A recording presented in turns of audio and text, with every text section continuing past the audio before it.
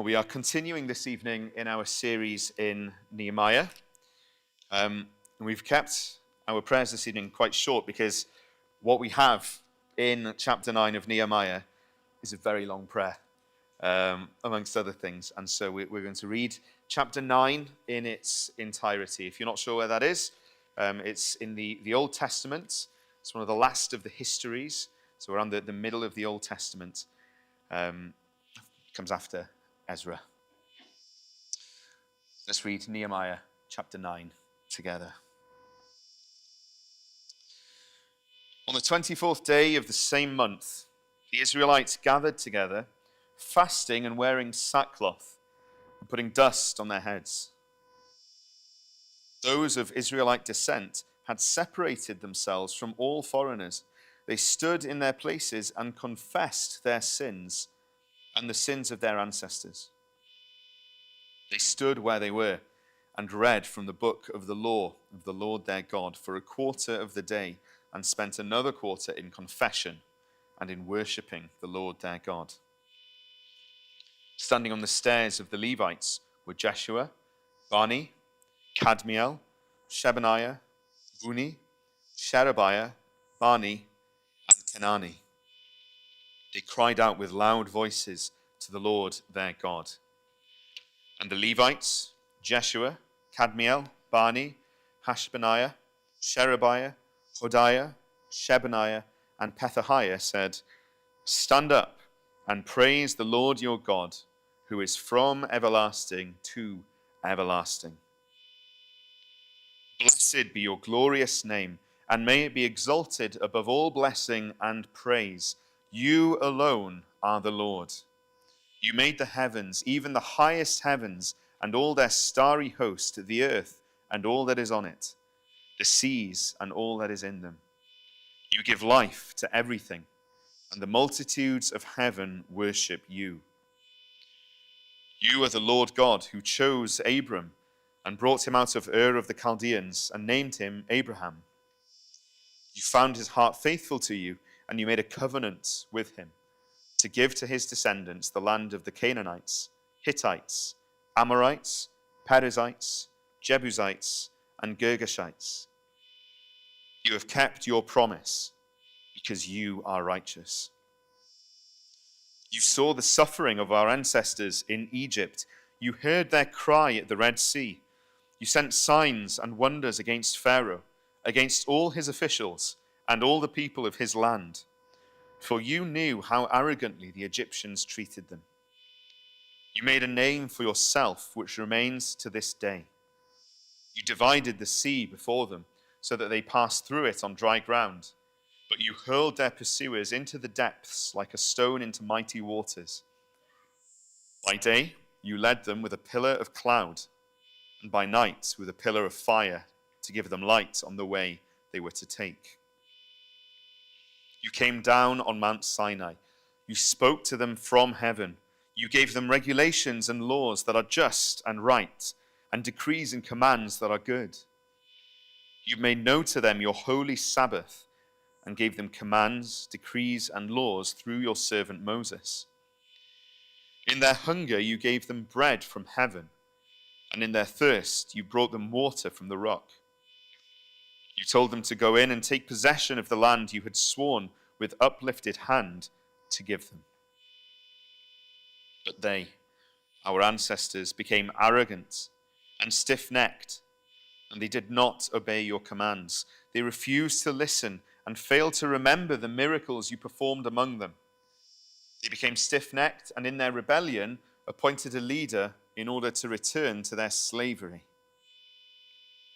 But you are a forgiving God, gracious and compassionate, slow to anger and abounding in love. Therefore you did not desert them, even when they cast for themselves an image of a calf and said, "This is your God who brought you up out of Egypt," or when they committed awful blasphemies. Because of your great compassion, you did not abandon them in the wilderness. By day, the pillar of cloud did not fail to guide them on their path, nor the pillar of fire by night to shine on the way they were to take. You gave your good spirit to instruct them. You did not withhold your manna from their mouths, and you gave them water for their thirst. For 40 years you sustained them in the wilderness. They lacked nothing. Their clothes did not wear out, nor did their feet become swollen. You gave them kingdoms and nations, allotting to them even the remotest frontiers. They took over the country of Sihon, king of Heshbon, and the country of Og, king of Bashan. You made their children as numerous as the stars in the sky, and you brought them into the land that you told their parents to enter and possess. Their children went in and took possession of the land. You subdued before them the Canaanites who lived in the land. You gave the Canaanites into their hands, along with their kings and the peoples of the land, to deal with them as they pleased. They captured fortified cities and fertile land. They took possession of houses filled with all kinds of good things, wells already dug, vineyards, olive groves, and fruit trees in abundance. They ate to the full and were well nourished. They reveled in your great goodness. But they were disobedient and rebelled against you. They turned their backs on your law. They killed your prophets who had warned them in order to turn them back to you. They committed awful blasphemies. So you delivered them into the hands of their enemies who oppressed them. But when they were oppressed, they cried out to you. From heaven you heard them, and in your great compassion you gave them deliverers who rescued them from the hand of their enemies. But as soon as they were at rest, they again did what was evil in your sight. Then you abandoned them to the hand of their enemies so that they ruled over them. And when they cried out to you again, you heard from heaven, and in your compassion you delivered them time after time. You warned them in order to turn them back to your law, but they became arrogant and disobeyed your commands. They sinned against your ordinances, of which you said, the person who obeys them will live by them. Stubbornly, they turned their backs on you, became stiff-necked, and refused to listen. For many years you were patient with them. By your Spirit you warned them through your prophets. Yet they paid no attention, so you gave them into the hands of the neighboring peoples. But in your great mercy you did not put an end to them or abandon them, for you are a gracious and merciful God. Now therefore, our God, the great God, mighty and awesome, who keeps his covenant of love, do not let all this hardship seem trifling in your eyes. The hardship that has come on us, on our kings and leaders, on our priests and prophets, on our ancestors and all your people, from the days of the kings of Assyria until today. In all that has happened to us, you have remained righteous. You have acted faithfully, while we acted wickedly. Our kings, our leaders, our priests, and our ancestors did not follow your law. They did not pay attention to your commands or the statutes you warned them to keep. Even while they were in their kingdom, enjoying your great goodness to them in the spacious and fertile land you gave them, they did not serve you or turn from their evil ways. But see, we are slaves today, slaves in the land you gave our ancestors so they could eat its fruit and the other good things it produces. Because of our sins, its abundant harvest goes to the kings you have placed over us. They rule over our bodies and our cattle as they please. We are in great distress. In view of all this, we are making a binding agreement, putting it in writing, and our leaders, our Levites, and our priests are affixing their seals to it. We thank and praise God for his word.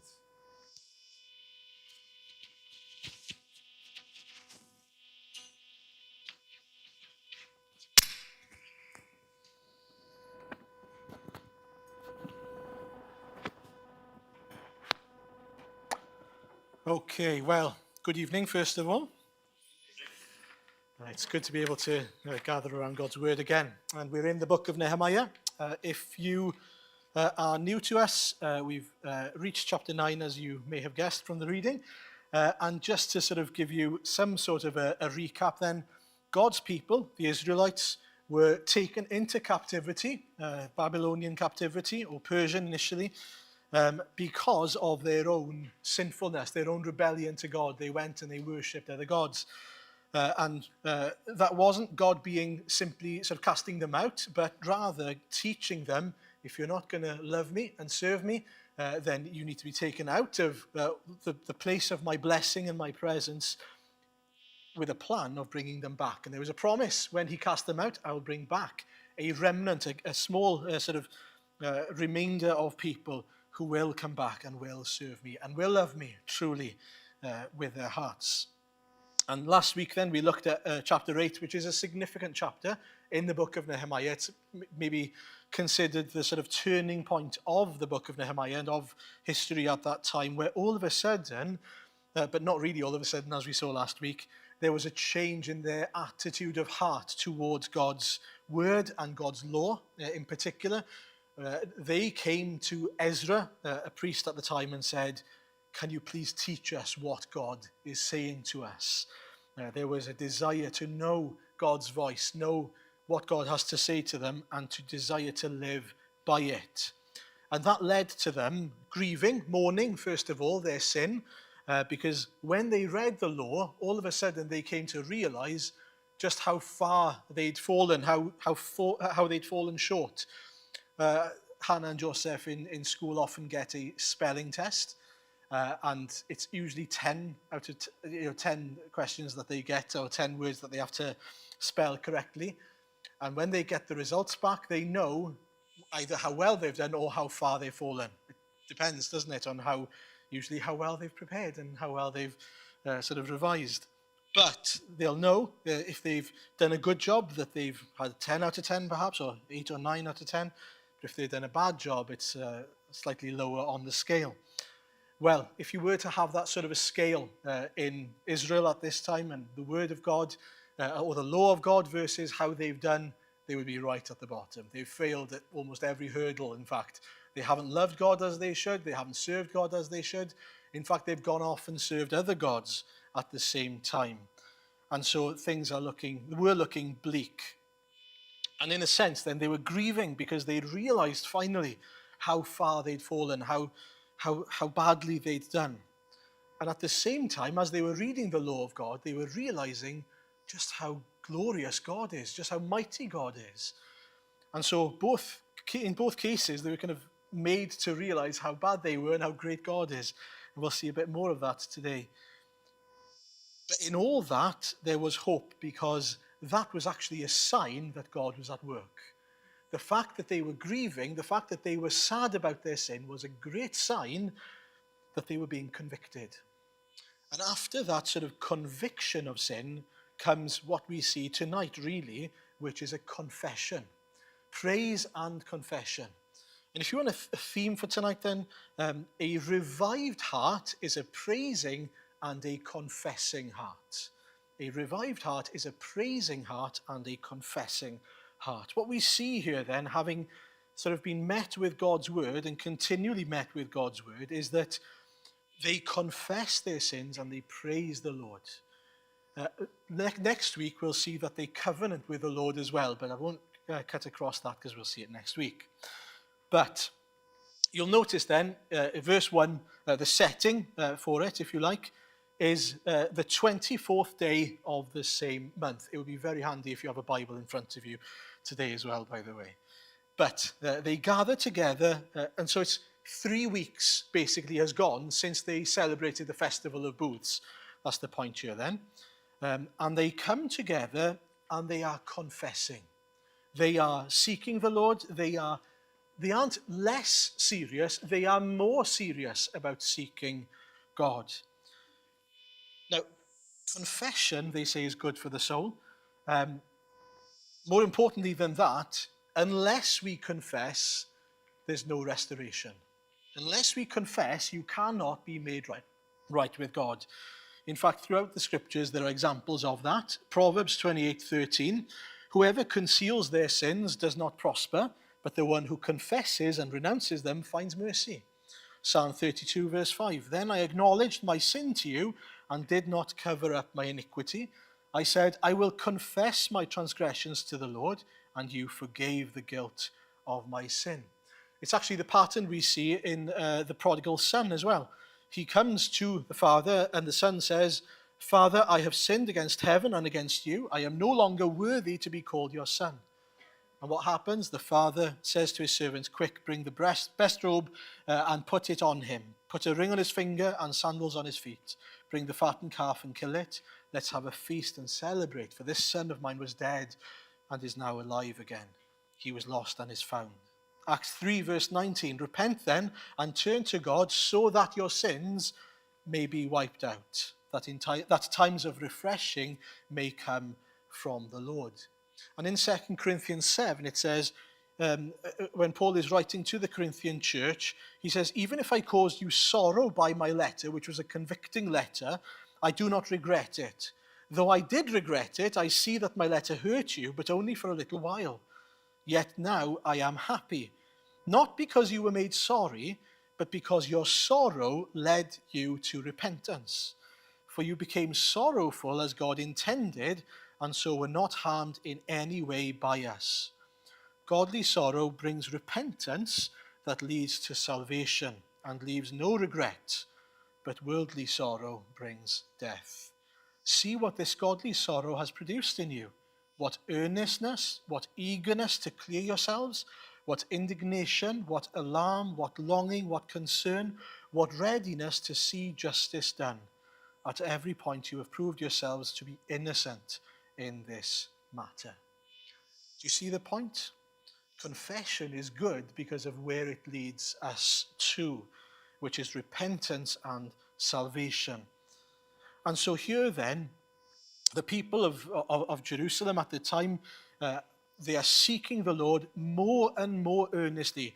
You'll notice they do three things in particular. Firstly, they fast. They are seeking God as their everything. They're basically saying, look, food isn't going to satisfy me. I need something more than food. I need the Lord to come and speak to me and to keep on dealing with me. They are seeking the Lord by fasting. Then they wear sackcloth and they put ashes on their heads, as we all do, on the 24th day of the month. Maybe not. But what's the point of that then? Well, it was a sign at the time, an outward sign of a grief and of a repentance, but also of a sort of humiliation. They were making themselves uncomfortable. Sackcloth is uncomfortable. It's itchy. Not that I've worn it.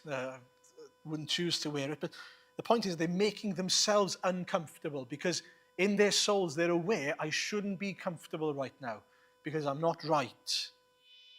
And thirdly, they were separating themselves from the foreigners in the land because those foreigners had foreign gods and foreign influences. And what they were saying then is, look, we don't need any outside influences and voices that could possibly interfere with my devotion to God at this moment in time.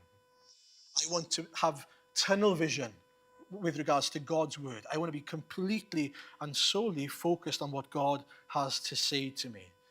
A little bit like maybe, people like these days to put noise-cancelling headphones on their ears so that there's no other voice or noise that they can hear from outside. So if you can imagine, then you're putting on your spiritual noise-cancelling earphones so that you can focus on God's word. Now, those are all signs of the time, of course, yes, but signs that they just are so devoted to hearing God's word. We want to know what God has to say. And I'm not saying that we should go away and wear sackcloth and put ashes on our heads and so on. What I am saying is that's what our hearts should reflect. A desire not to hear what the world has to say about things, but what does the word of God have to say about things? What does the Bible say? What does God tell me about this, that, and the other?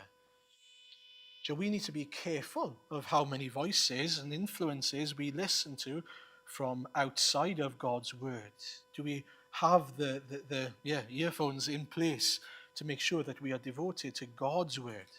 I wonder if we were to compare how much of God's word we are invested in day by day compared to, the news or social media, How does it compare?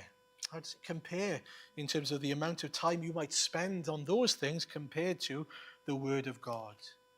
Pray that the Lord might help you and give you wisdom to invest heavily and immerse yourself in the Word so that you are completely immersed in it. And as I said, their fervor then increases. They are so full of zeal for God and His Word, to the point where, did you notice how much of the day they spend confessing their sins and praising the Lord? You might think that our services go on for quite some time. Well, let me tell you something. After this, you can't complain anymore. They spend a quarter of the day reading from the law of God. A quarter of the day. And then another quarter of the day confessing their sins and worshipping God. Now, I'm not a mathematician, but I can tell you that's half a day. 2 quarters make a half. Half a day. Half of their day with God. I wonder how much of our days we spend with the Lord. In His Word, in confession, in praise and worship. And that should sober each and every one of us, actually. That's what a revived heart looks like. Can't get enough of it. There is a thirst, a zeal for God, a devotion to Him. We need to pray, don't we? Lord, continue to cause that zeal and cause me to thirst for you more and more. Help me to see how great you are. And there's a natural progression in how they go about doing things. They open the Word of God first, and what that does is it leads them to confession and praise. I hope you can see the progression there.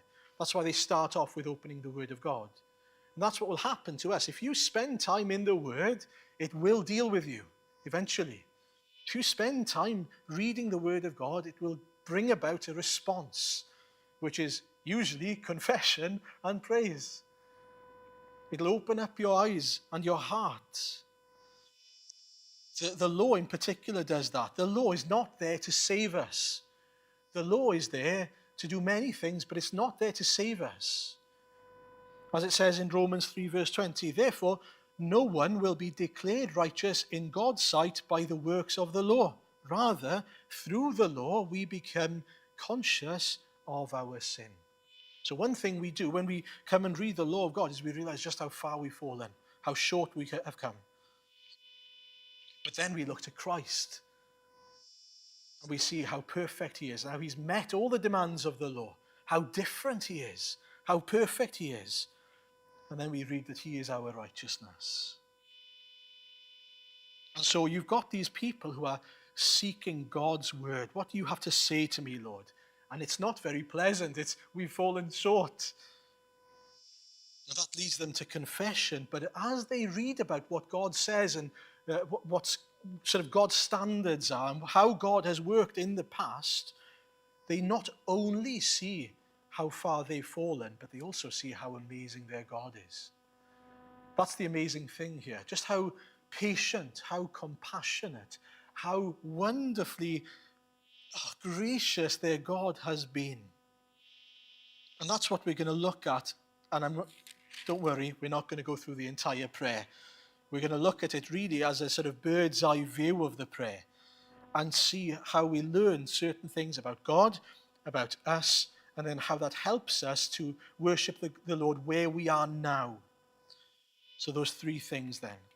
Firstly, they praise the Lord for who He is and what He's done. If you notice, I should say as well, there are Levites there, you'll notice, who are there to encourage them. Do you remember they were Levites who were put in place by Nehemiah in the beginning of the previous chapter? And the whole point of that was that they were put in place so that they would aid them in service and in worship to God. And here they are doing their job. They're encouraging the people, stand up and bless the Lord. Stand up and praise God, in other words. And by the way, if you're confused about that, we don't bless God like God blesses us.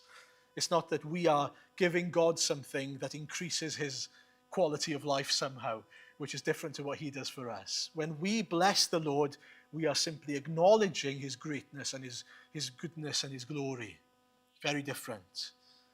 But when we read them, blessed be your glorious name, may it be exalted above all blessing and praise, they are not making God's name bigger. They are just pointing to the bigness of his name. I hope that makes sense, just to clarify that. And so they start off by praising the Lord. It's a great pattern for us, by the way. As we turn to the Lord in prayer, we always praise the Lord first. We remind ourselves, not God, but we remind ourselves and acknowledge before the Lord who he is, because he is worthy. And they start off by praising him as the creator, life giver, sustainer, God of the universe. Look at verse 6. You alone are the Lord. You made the heavens, even the highest heavens, and all their starry hosts, the earth and all that is on it, the seas and all that is in them. You gave life to everything, and the multitudes of heaven worship you. You made us, you made everything around us, you gave life to everything. And you are not only the God of earth, but you are the God of heaven and earth. Everywhere you reign. How big is our God? What they're doing there is they're putting themselves in the right sort of view of God. They are reminding themselves of who they're coming to and coming before.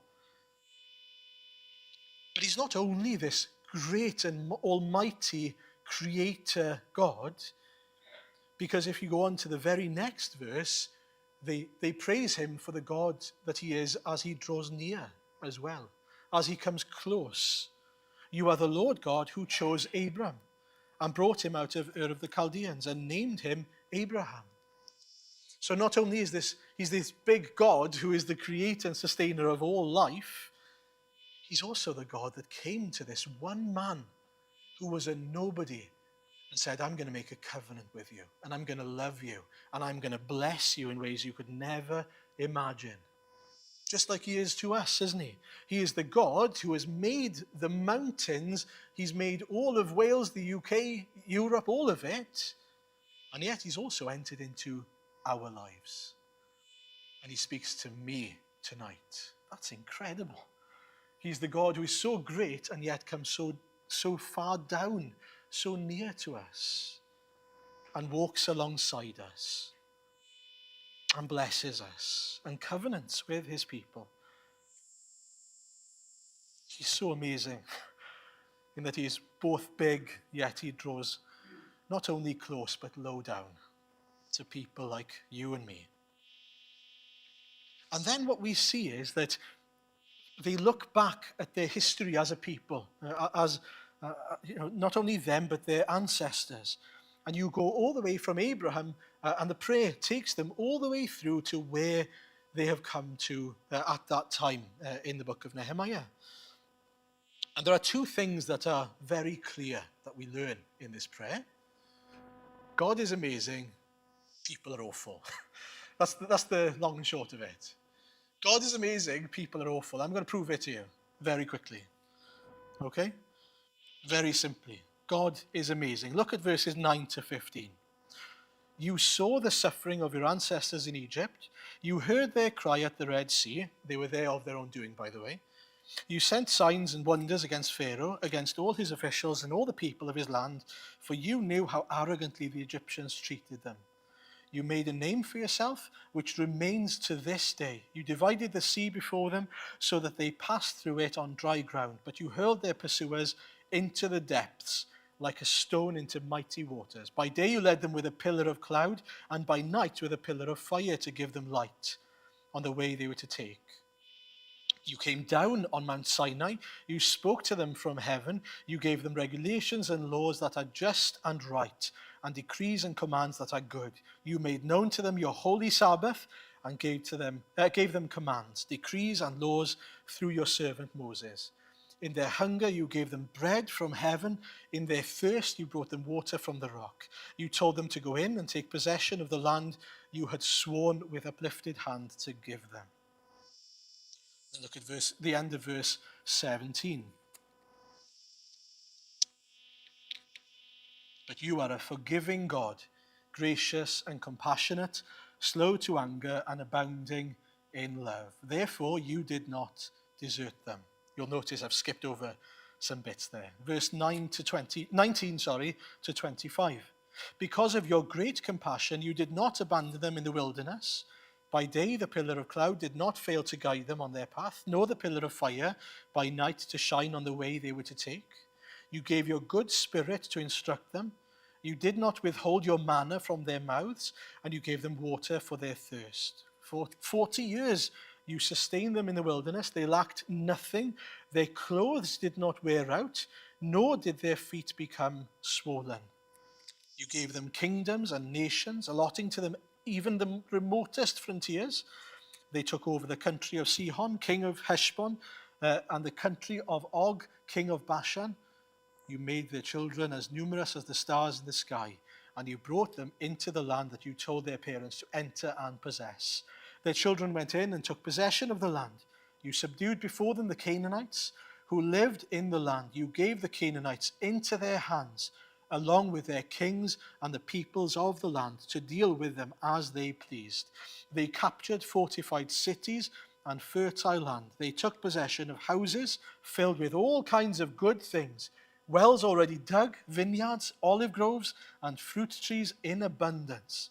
They ate to the full and were well nourished. They reveled in your great goodness. You could sum it up by verse 33. In all that has happened to us, you have remained righteous. You have acted faithfully. And I'll pause there. That's God. That is God who, in everything that he's done, has made miracles happen.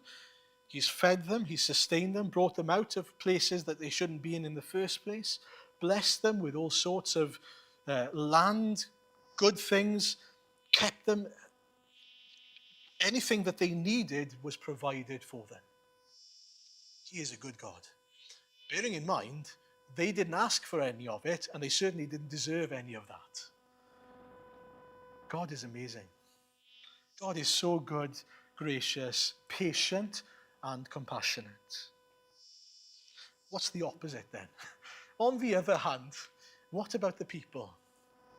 And by the way, the prayer is a bit like a tennis match, where God serves up, this is what God has done, and then there's a return by the people of Israel, this is what they've done, and then this is what God did in return, and this, and so on, right? So it's back and forth. So that's why I'm sort of giving you the sections instead. Look at verses 16 and 17.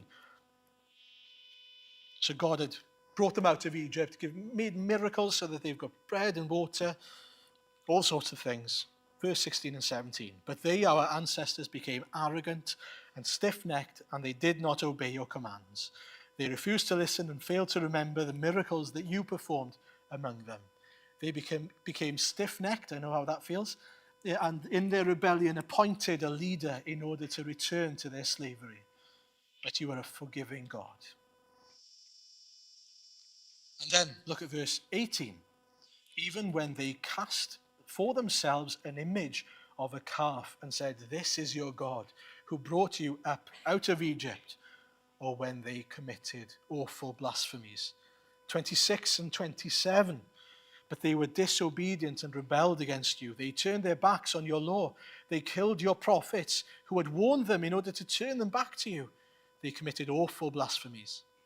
So you delivered them into the hands of their enemies who oppressed them. But when they were oppressed, they cried out to you. From heaven you heard them. And in your great compassion you gave them deliverers who rescued them from the hand of their enemies. In every circumstance where God had shown them great blessing and grace, do you know what they did? They paid God back with being stiff-necked, arrogant, and they just didn't listen to what God had to say. They still loved and served themselves. It's depressing, isn't it? And yet that is exactly what we are by nature. Each and every one of us. Self-serving, wanting to do what we want to do, wanting to love ourselves above others, certainly above God. And so when we read about this, we need to be so careful not to go, oh, those stupid Israelites, which is the temptation, I think. How foolish can they be? And yet we can't see all the blessings that the Lord has given us from the start. And yet we've ignored him. We've not loved him as we ought to. We've gone our own way and served ourselves. I was thinking in particular about the example of the golden calf. It talks a bit there about them having, just think about this for a minute.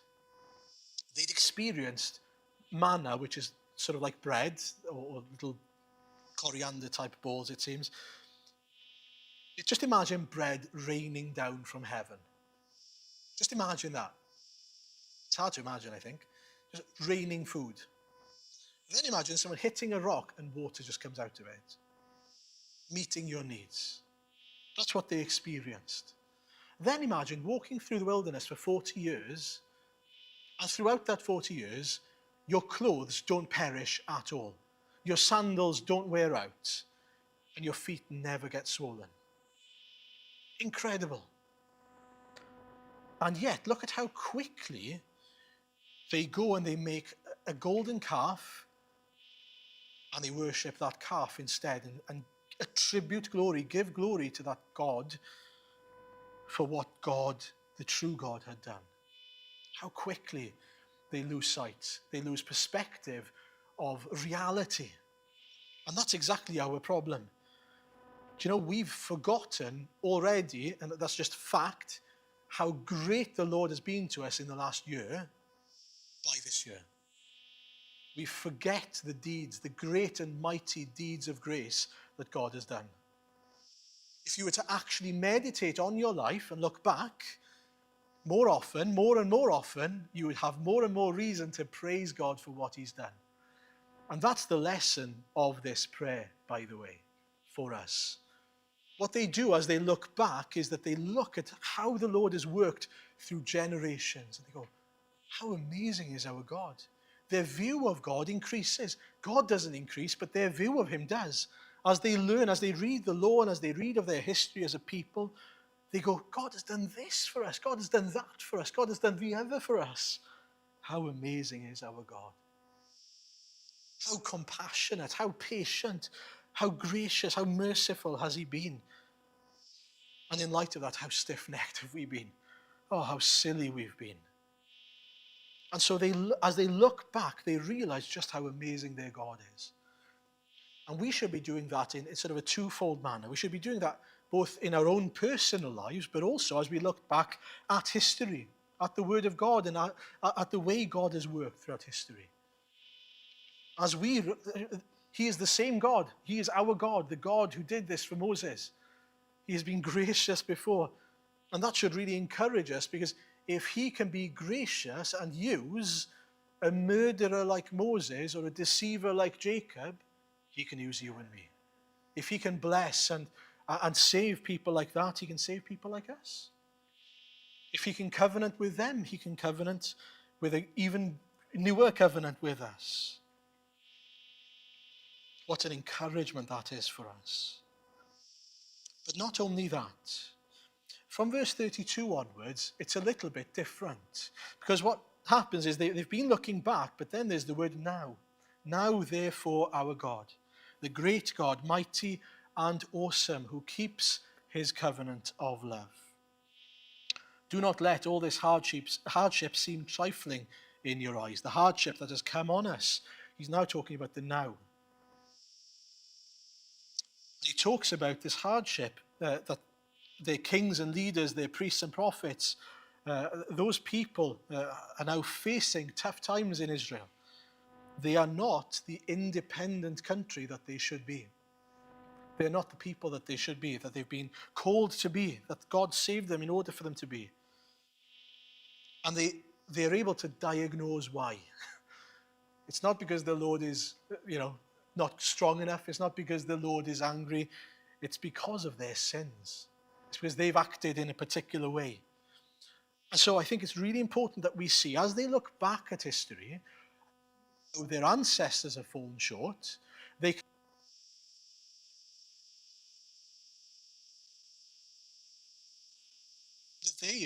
are in there and now today. That is a very helpful way in which the Lord speaks through his word, by the way. And so it says, verse 33, in all that has happened to us, you have remained righteous. You have acted faithfully, while we acted wickedly. Our kings, our leaders, our priests, and our ancestors did not follow your laws. They did not pay attention to your commands or the statutes you warned them to keep. Even while they were in their kingdom, enjoying your great goodness to them in the spacious and fertile land you gave them, they did not serve you or turn from their evil ways. But see, we are slaves today, slaves in the land you gave our ancestors, so they could eat its fruit and the other good things it produces. Because of our sins, its abundant harvest goes to the kings you have placed over us. They rule over our bodies and our cattle as they please. We are in great distress. Now, the people of Israel were in trouble because of their sins, because they had done exactly what the people did back in the day. And as they look at how the Lord saved back in the day out of compassion, they come and they seek his compassion and his grace again. They make a covenant with the Lord, and we'll come to that next week. That's what verse 38 is all about. In view of all this, we are making a binding agreement, putting it in writing. And that's what chapter 10 is all about. But notice then, the word of God, as we see it, as he reveals it to us, helps us to understand our current situation. Nehemiah, Ezra, and his people could look back and see, we're in exactly the same type of situation as those people. They were there because of their sin. We are there because of our sin. It happened to us, and hopefully happens to us a lot, but it happened to us in particular where the Spirit was very clearly at work when we looked at Nehemiah chapter 1 before Christmas, where we were reading from Nehemiah chapter 1 about a sort of a work of the Spirit that happened back in Nehemiah's day. But the Spirit moved here through the Word, and God was telling us, you need a revival. Your hearts need to be revived. And the great challenge for us as we come to Nehemiah chapter 9 is not to read this and go, oh, well, isn't that great that Nehemiah finally came to see their need for confession? Isn't it great that Nehemiah finally got to praise God? I mean, you can say that, that's good. It's great that that did happen. But we need to understand what God is asking us and telling us today. The questions for us coming from this passage is, are we fervent in seeking the Lord? Have we acknowledged and confessed our sins? Do we praise the Lord? Do we bless the Lord with our lives for who he is and what he's done for us? Do we meditate on the word of God so that we can respond in praise and thanksgiving and confession? Do we bring to mind the previous mighty works of the Lord so that it helps us to see who God is? So that we can help diagnose the situation that we are in today, perhaps even? Do we open the Word of God so that he can speak to us in this day and age?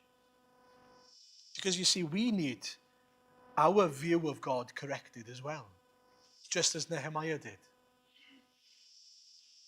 When I was a teenager, sorry to have to say this, but there were times where I thought that my parents were the most annoying, frustrating, unfair, selfish people on the planet. If you've ever been a teenager, I'm sure you've been in the same boat. I remember certain occasions where I thought to myself, what is wrong with my parents? Then I grew up and I realized that they weren't the problem, I was the problem. And my view of them changed. I could then see the goodness and the grace of their parenting, of their, whatever it would be, probably their discipline at the time. They were not allowing me to do certain things because they loved me so much. They were keeping me from making certain mistakes that I shouldn't be making, perhaps. At the time, my view of my parents was too low. I was wrong. I couldn't see what was true of them. Now I can see how much they loved me, enough to even be willing to let me think that they were being unfair and harsh. Do you see the point? My view was wrong. My view of my parents was way too low. I needed sort of a pair of glasses to correct my view of them. And that's what the word is for us and God. It corrects our view of him. Without the word of God, we come to our own conclusions of who God is and what he is. And you know, those conclusions are so often so far away from the truth. It's such a dangerous thing to think that we can come up with conclusions about who God is. What we need is to have that sort of corrected in two ways, actually. As John the Baptist says, we need him to increase and for us to decrease. And again, what that means is we are not making God bigger. What we're doing is we are realizing and recognizing the bigness of our God, the greatness of our God. We can be so blind to who he is and his greatness. The people of Israel were blind to who he truly was until this point, until they sought him and his word. If you're angry with God, if you think you know better than God, if you think that what the Bible says is wrong or somehow uncomfortable, sorry to have to tell you this, you're wrong. Your view of God is wrong. The Bible is right. God is right. God is perfect. God is glorious. And so it's our hearts that need to be adjusted. I need to bow down even further. Even further. I need to confess even more of my sin, of my pride, and ask the Lord to continue to increase in my view then. Again, are we a people who confess? In order to confess, we need to see, don't we? In order to be able to confess, we need to know what we're confessing. Sometimes we can be not only blind to who God is, but blind to who we are. Can I ask you this week to pray, Lord, show me. Show me my sin. Show me my weaknesses. Show me where I fall short. And show me who you are in light of it. So that both things happen. I decrease and he increases at the same time. There are so many ways in which we all, of course, fall short. As we come to understand in a better way who the Lord is, I just want to make it clear. There are two types of confessions, aren't there? As we first and foremost need to come to the Lord for salvation. Confessing our sinful nature. Confessing that in every single way, we are not good enough to enter into a relationship with God and to have eternal life. That's where we start. But as we know, we still need to have our feet washed. There are still parts of us that need to be put to death. So can I encourage us as God's people, as he continues to work in us, to be a people who desire to know him better, to see him greater. And if that means that we need to be brought down even further, so be it. Because it means that we will grow in our love for the Lord, in our service, in our praise to him. And he is worthy to be praised. Can I also encourage you to be in the word continually?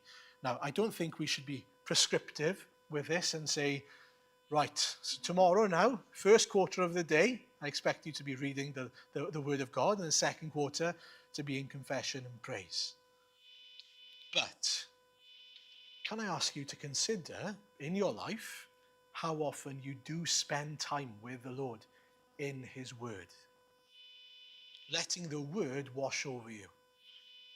And then, having read the word, responding to it. Responding in praise. There are times where we struggle to know how to approach the word of God, I think. And I can understand that. What am I meant to receive from it? Maybe use this as a pattern, a very simple pattern. what are the things I can praise God for in that word that I've just read? And secondly, what are the things that's been highlighted to me that I need to confess? What a great way to start. What are the things that the Lord is showing me, and how can I praise the Lord for the things that are revealed to me in this word? I pray that the Lord would continue to work in us for his glory. Amen. Well, before we turn to sing, I'm going to pray. I didn't mention that. Alan mentioned this at the beginning. I was going to mention this, but this is obviously the prayer. It's the longest prayer in the Bible. Interesting fact for you. Longer than any other prayer in the Bible then. And it is one of the first sort of congregational prayers. Because what happens is that the Levites would have been standing up on behalf of the people and praying. And as they were doing, the people who were there would have been in agreement with that prayer. And so it's a wonderful sort of congregational prayer, reminding them all as a people sort of taking ownership of where they stand before the Lord. In the same way, then, we should be doing the same. We do the same on a Sunday. We have a congregational prayer where we all come as one body. Whoever's praying is representing them. And so we're going to finish off in a similar type of prayer. Let's pray.